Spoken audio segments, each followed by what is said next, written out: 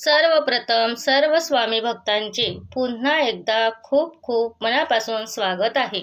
स्वामी भक्तांनो, आज आपण जळगाव जिल्ह्यातील रहिवासी असलेल्या पूजाताईंचा खूप रोमांचक असा अनुभव त्यांच्या शब्दामध्ये बघत आहोत. जिथे स्वामींचे नाव घेतले जाते, स्वामींची सेवा केली जाते, तिथे काहीच न्यू नसतं.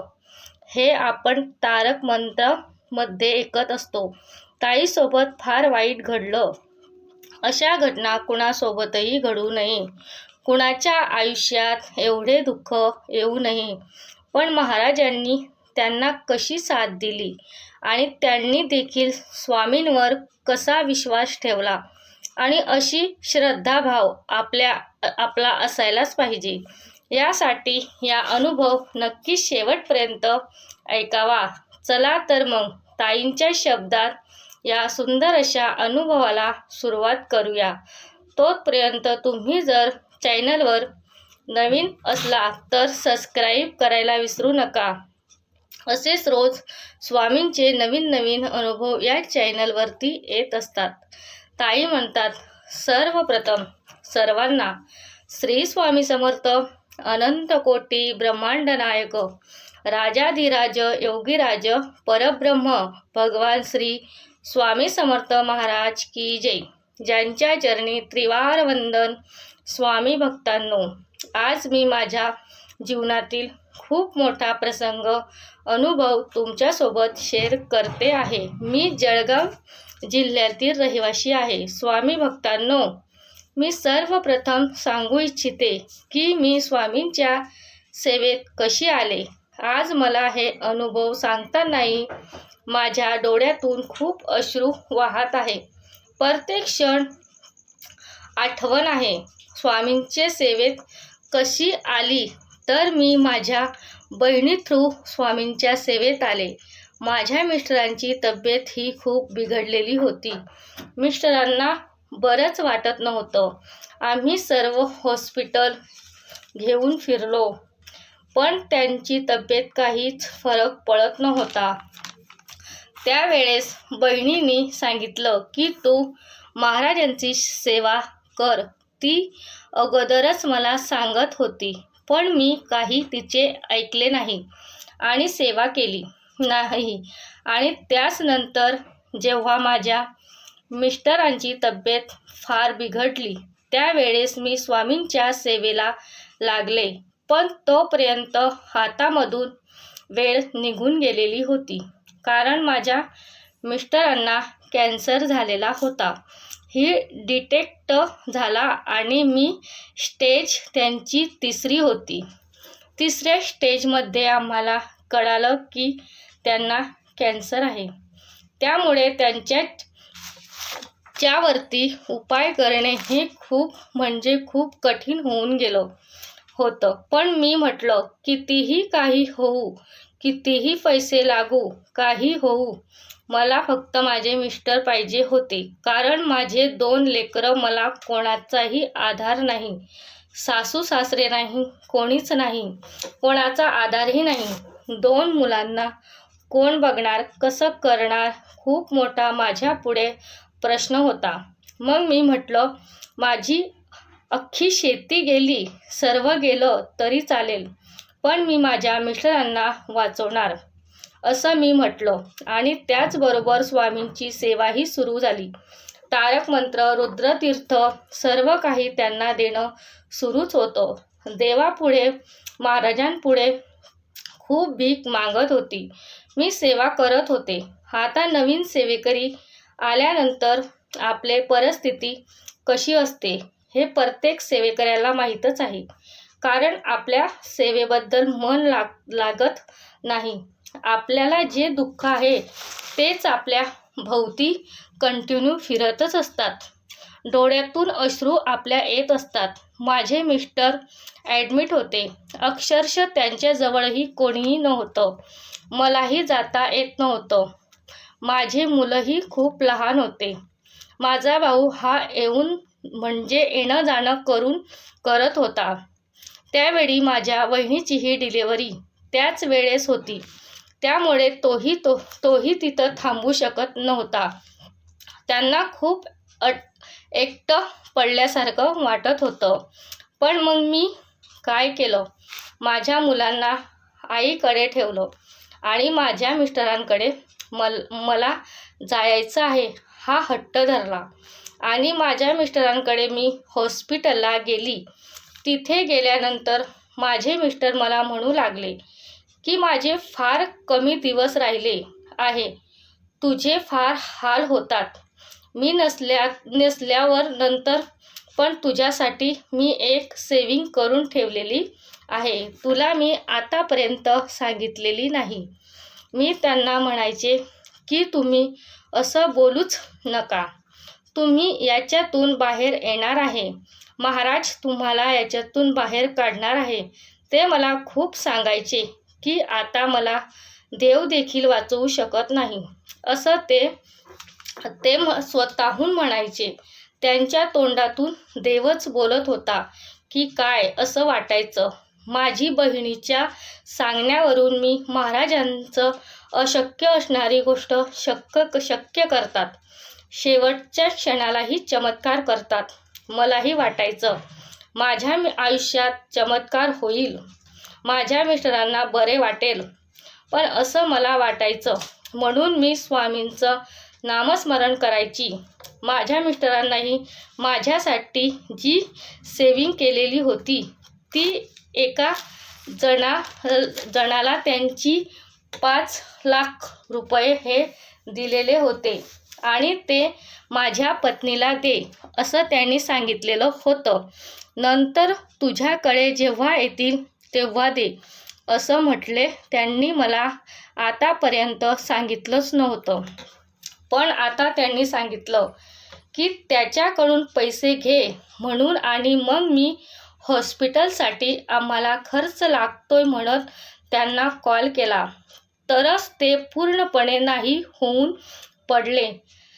त्यांनी सांगितले की आमच्याकडे कुठले पैसे नाही असं मी जेव्हा मिस्टरांना मी त्यांना सांगू शकत नव्हते की तो असं म्हटला, कारण ते आणखी टेन्शन घेतील आणि त्यांच्या टेन्शनपायी जर आणखी काही झालं तर काय करायचं. डॉक्टरांनी स्पष्ट सांगितलं की कॅन्सर हा खूप स्प्रेड झालेला आहे, याच्यावरती कुठलाही म्हणजे आता आपण काहीच करू शकत नाही, आमचा नवीन नाविलाज आहे असं डॉक्टरांनी सांगितलं स्पष्टपणे. त्यानंतर पण मला एक होप्स होती की नाही बाबा काहीतरी होईल असं मला वाटतच होतं. पण नाही, जे व्हायचं तेच झालं. माझे मिस्टर शेवटी एक्सपायर झाले. तो वार होता गुरुवारीच झाले. तर मी खूप आक्रोश केला, खूप रडली. माझ्या बहिणीने समजून सांगितले. मी म्हटलं की अगं माझ्याच आयुष्यात असं का झालं? तर ती मला म्हटली मी तुला खूप दिवसाची सांगत होती की महाराजांची सेवा कर, पण तू सेवा केली नाही. आज जर तू अगोदरपासूनच स्वामींची सेवा जर केली असती तर तुझ्या आयुष्यात हे दुःख आज आलेलंच नसतं, कारण दाजींना स्वामींनी नक्की वाचवलं असतं. पण त्यांची सेवा नसल्यामुळे संगीत आणि पुढे काय घडणार होते हे स्वामींनाच माहिती होते. त्यामुळे स्वामींनी तुला त्यावेळेस सेवेत आणलं नाही. योग्य वेळ आली तुझी, आता आलेली आहेस असं म्हटलं. त्यानंतर आता या दुःखातून वर येण्यासाठी मला फार काळ गेला. 1-2 वर्ष गेले. माझ्या मिस्टरांची फार आठवण यायची. माझ्या आता सर्व जबाबदारी माझ्यावरतीच आलेली होती. सर्व काही मी मुलांचाच करू लागली होती. आता ज्या माणसाला त्यांनी माझ्या मिस्टरांनी पैसे दिले होते त्यांना पैसे मागायची, कारण खूप म्हणजे खूप काही आर्थिक परिस्थिती बिकट झाली होती. अक्षरशः घरात खायलाही काही राहिलं नव्हतं. मी खूप जॉबच्या शोधात होते. स्वामी कृपेने मला एक दुकानामध्ये जॉब मिळाला आणि त्या दुकानामध्ये मी जॉब करू लागले. 7 ते 8 हजार वरती जॉब करत होते. आता स्वामींकडे एकच मागणं होतं की स्वामी, ज्या माणसाकडे माझे पैसे गुंतलेले आहे ते पैसे मला मिळू द्या. माझ्या मुलांचं भविष्य व्यवस्थित होईल असं एक आधार होता. असं स्वामींनी त्यासाठी सेवा करत होते. जे नाही त्या सेवा मी केल्या, पण काहीच अनुभव येत नव्हता. यामध्ये 1-2 वर्षाचा काल पलटून गेला आणि माझ्या रुटीन हे चालूच झालेलं होतं. आता मी तर पैसे पूर्णपणे सोडून दिलेलेच होते, कारण आमच्याकडेच काहीच प्रूफ नव्हतं आणि ते देखील नाही होऊन पडलेले होते. त्यामुळे आता काय करणार. त्यानंतर असंच गुरुवार होता. मी माझ्या मुलांना घेऊन मठामध्ये गेले.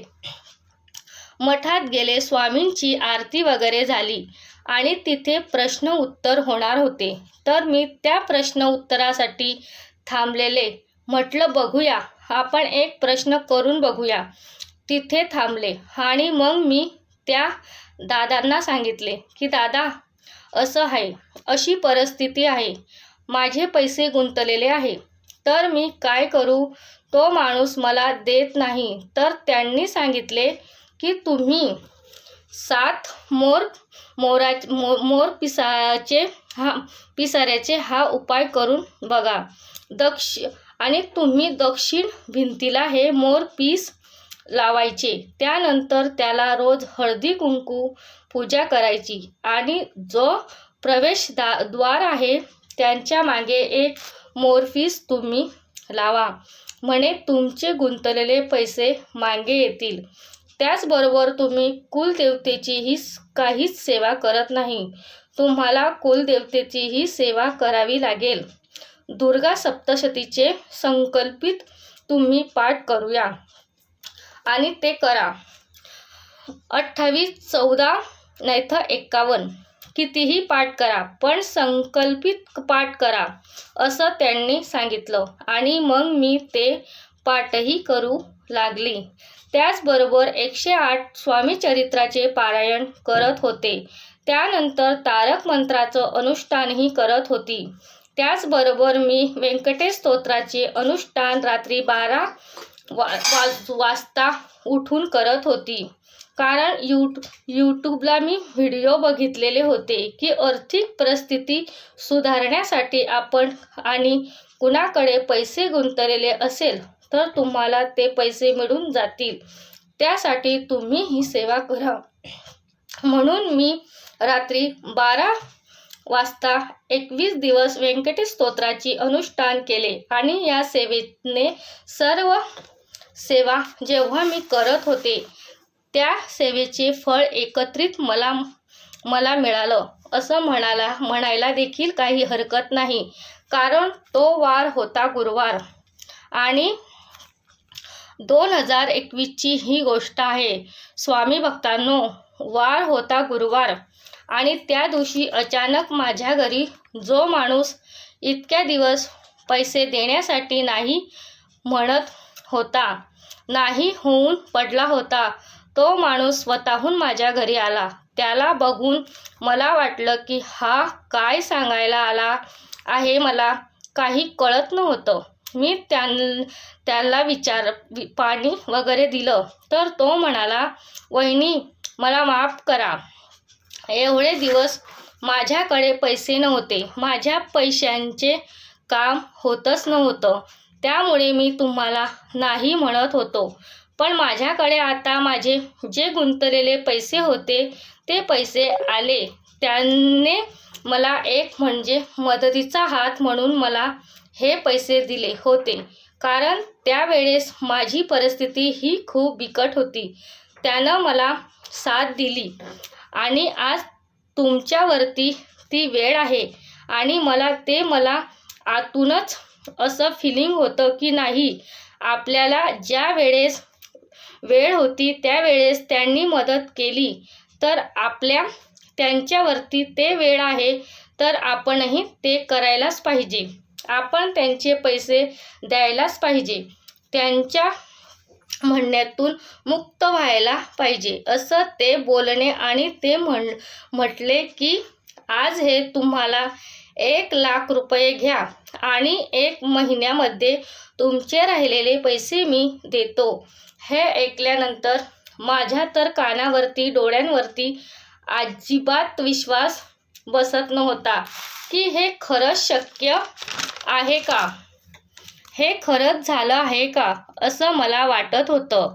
कारण जो माणूस नाही म्हणत होता, नाहीच म्हणत होता तो अचानक कसा ह्या बदललेला. तर मग मी लगेच महाराजांना पुढे गेली.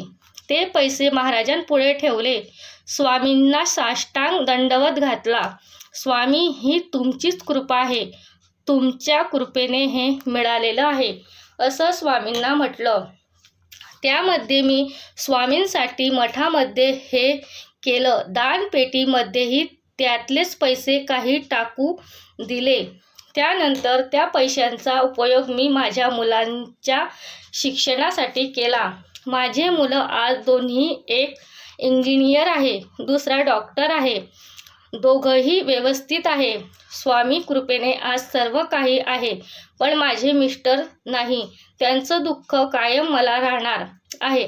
पण स्वामी सेवेत असल्यामुळे मला फार काही आता जाणवत नाही.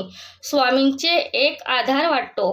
कोण आपले मिस्टर स्वामींचं आहे वाटतं. मी स्वामींमध्ये माझं सर्वस्व बघते. माझी आई, बंधू, सखा, माझे सर्व काही, माझे कुंकू देखील स्वामीच आहे, असं मी मनात म्हणते.